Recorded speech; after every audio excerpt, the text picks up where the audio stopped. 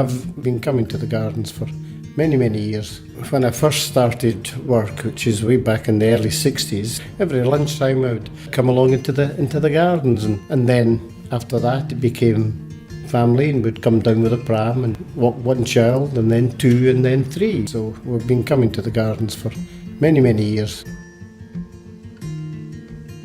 It is a lovely space. It is a garden rather than a park, so to my mind should be retained as a garden and therefore have the, shall we say, peace and tranquility or an oasis in the middle of the city.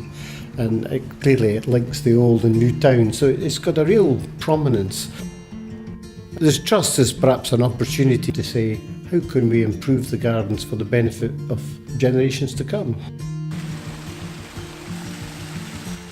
The fountain has been our pride and joy in this one. The fountain was in imminent danger of collapse, to be honest. It took us over a year to do that one. It's looking quite immaculate, and the whole idea is that it will be there for at least the next 100 years, fully functioning.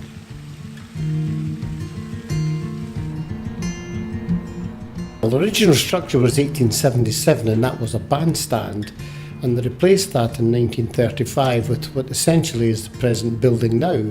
So it's had its day, it's had a long life, and perhaps it's no longer fit for purpose. It would be nice to have a new performance space, not necessarily for many large-scale events, because that's one of the issues that we are conscious about, that it is a garden and therefore we have this peace and tranquility. It's not intended as a rock venue every night of the week.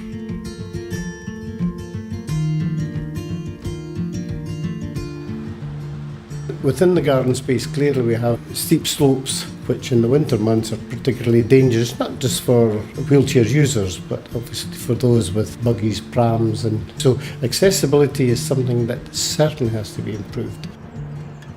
We certainly see the gardens as being more green space. One of the main briefs the architect was given was to say how can they improve the access and other facilities, but at the same time continue with the use of the gardens as a space for all the city. And they have come up with quite a clever design which improves the garden space by about 20%.